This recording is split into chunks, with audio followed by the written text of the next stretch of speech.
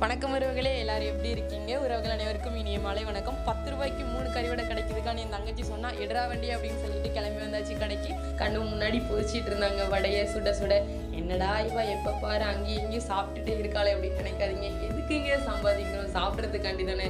Night தூங்கிட்டு காலையில் முழிச்சா இருப்போமா இல்லையான்னு கூட தெரியல. ஸோ இருக்கிற வரைக்கும் சாப்பிட்டு சந்தோஷமா இருக்க வேண்டியதான்.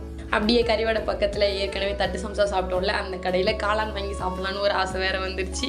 ஸோ அங்கேயுமே காளான் ஒன்று ஆர்டர் பண்ணியிருந்தோம். நம்ம அங்கே வச்சு சாப்பிட வேண்டாம், பார்சல் பண்ணி வீட்டுக்கு வாங்கிக்கலான்னு சொல்லி அவங்கக்கிட்ட பார்சலும் பண்ண சொல்லிட்டோம். அவங்க ஆனியன்லாம் வெட்டி பார்சல் பண்ணி தந்துருந்தாங்க. சுட சுட இருந்துச்சு. சரி, என் தங்கச்சியோட பொண்ணு வந்து பப்ஸ் நல்லா சாப்பிடுவா. ஸோ ஒரு பேக்கரியில் பப்ஸும் வாங்கிட்டோம். எல்லாத்தையும் பேக் பண்ணி பீச்சுக்கு போனால் எங்களுக்கு மழை தூர்ன டைம். ஸோ கொஞ்சம் இருட்டாகவே ஆட்கள்லாம் யாருமே இல்லாமல் இருந்தாங்க. ஸோ வீட்டுக்கே வாங்கிட்டு வந்து சாப்பிட ஆரம்பிச்சாச்சு. வீடியோ பிடிச்சிருந்தா மறக்காமல் லைக் அண்ட் சப்ஸ்கிரைப் பண்ணிக்கோங்க. உங்களுக்கு இப்படி நொறுக்கு தீனி சாப்பிட பிடிக்குமான்னு கமெண்ட் பண்ணுங்கள். தேங்க்யூ.